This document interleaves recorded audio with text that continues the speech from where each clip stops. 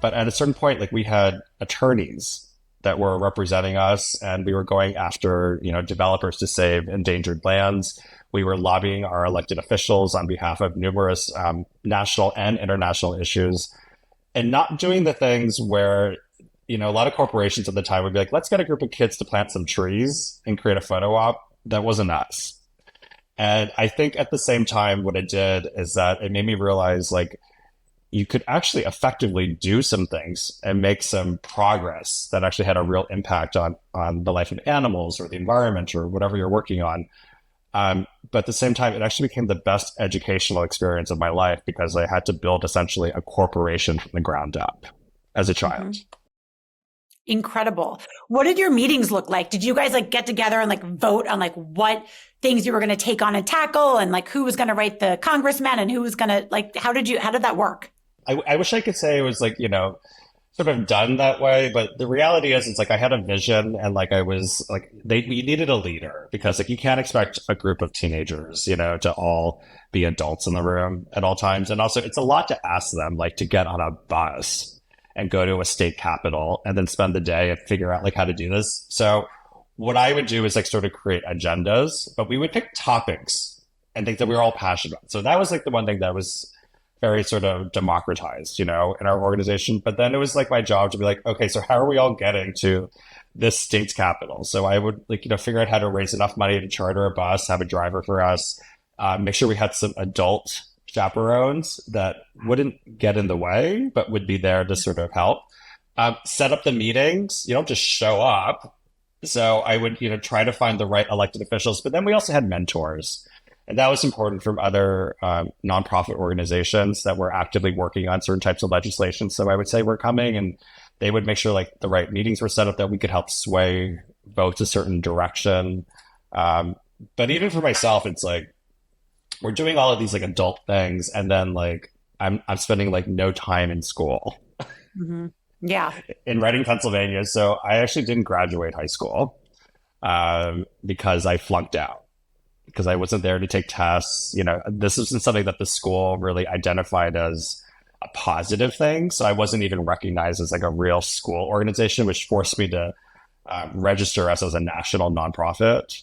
So at the time I was a little annoyed, but I guess the positive thing is that it actually forced me to take it to another level. But my best education came outside of the classroom because in addition to doing all of these things, I was invited like later in my like, senior year in high school, when the organization was thriving and it was big, like I was invited to go to like Mexico and give speeches alongside people like Mikhail Gorbachev and Bishop Tutu and Dr. Jane Goodall.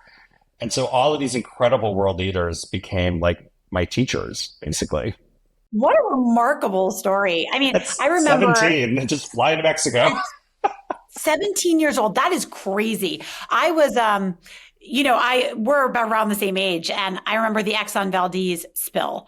And Yeah. I took that on as a person. I had this crusade to save the seals, save the whales. And I remember having a meeting with my principal to ask if I could put up these posters that I had made all over the school. And we had to create a commercial and we had to create a product and create a commercial. It was an assignment. And I created a product called Oil Off. And it was going to get the oil off the animals. Yeah. But I remember being, I think in the 80s, it was a time when we were really emboldened to do something because we were hearing about how we were destroying the planet for the first time. And those of us who were young and idealistic still thought that we could help. We hadn't been tainted yet by how hard it really is.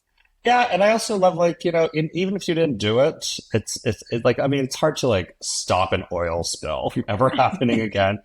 But I think you and I were very lucky because we weren't inundated with so much information and misinformation at our fingertips. It wasn't this like overwhelming flood of gloom and doom, whereas like we could sort of find like just a few trusted news sources and then absorb that, register it, and then be proactive with it. But also, I think we were also very present. Mm-hmm. And I think that was the key thing is that, that time in my life and what we were doing, it's like it was very easy to get everyone to be focused on one thing. Yeah. And so when we had a campaign, it's like we were focused. Let's get it done and make it happen. So you've been getting it done and making it happen through your whole career. So at what point did your almost childhood hobby for pursuing, sustainability and being eco-friendly and making change begin to tip into a career? By accident. So I told you I didn't graduate high school. So obviously it's like I can't live at home.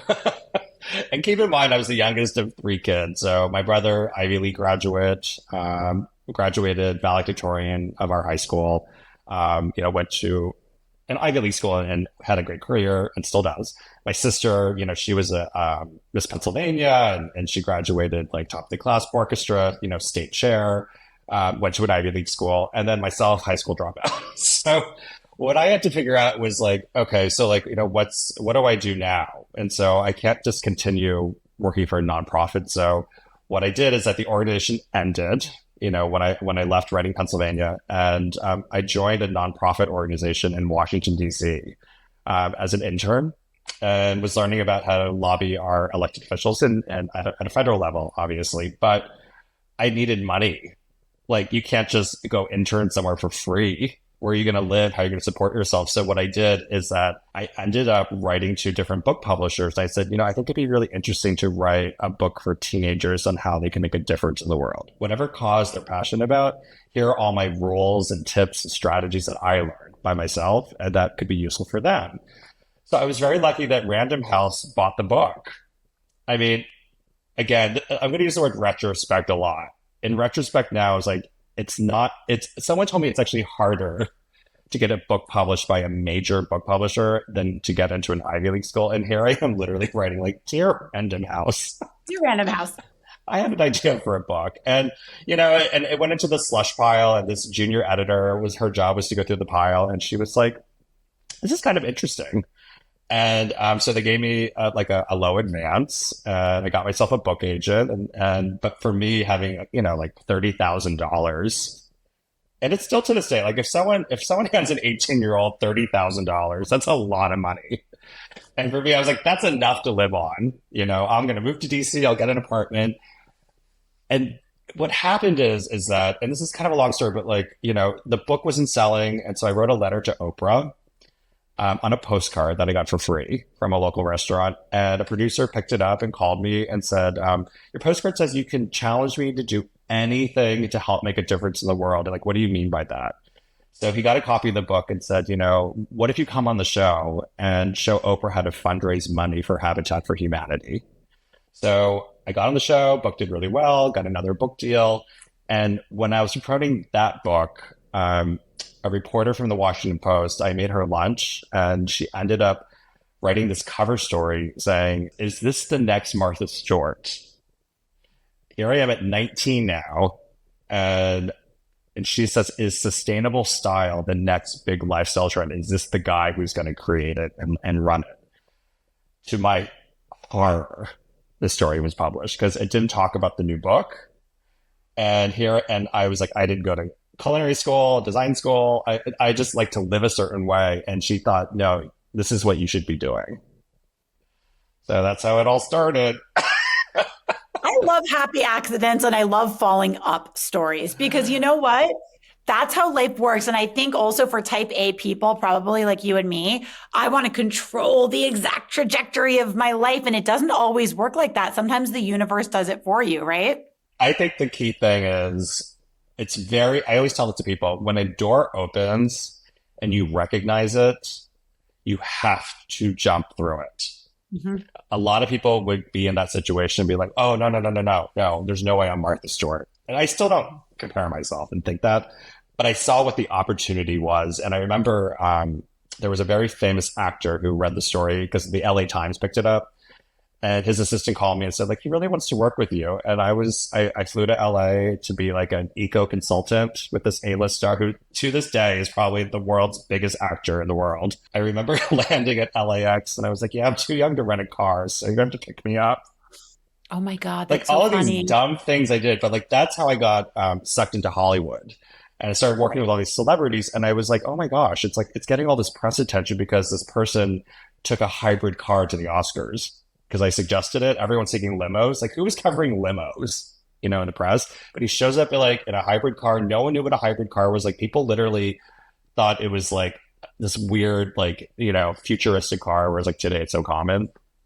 And that's why I ended up working with a ton of celebrities And that transcended into like me working for like publishing companies because they were like, we need help booking celebrities. And that's when all the magazines were like, oh my gosh, we want to cover green in an interesting way. And so I ended up like, creating the green issue for Elle magazine and got sucked into the fashion world. So all of these weird jumps kept coming in my life, and I would just jump and jump and jump, and it all started off like a little snowball and just sort of kept building all around until like one day it's like, people are like, you have so many different jobs. And I'm like, no, it's like they all kind of magnetically just came my way.